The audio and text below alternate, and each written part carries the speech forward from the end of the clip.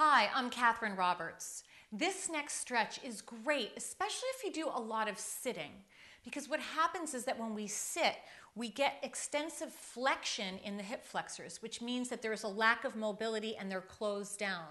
This next stretch will help you open up the hip flexors and also give you more extension in the torso. To begin this stretch, you're going to need a yoga block, so let's get started. To begin this exercise, we're going to start with the yoga block. Now, it's very important that you have the block perfectly positioned underneath your back. We're going to start with the lowest position of the block, which would be like this.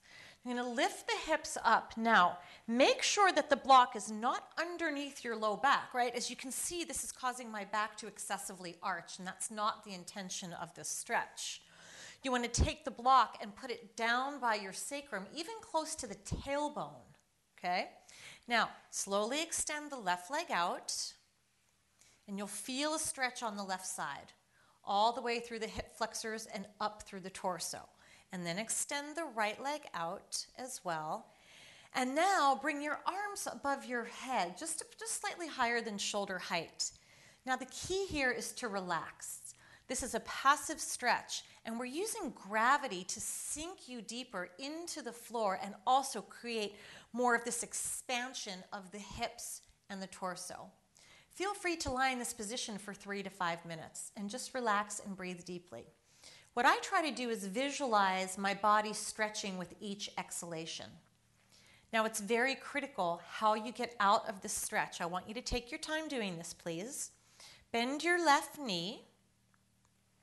Bend your right knee, and now you're going to engage the glutes as you lift the hips up and then remove the block.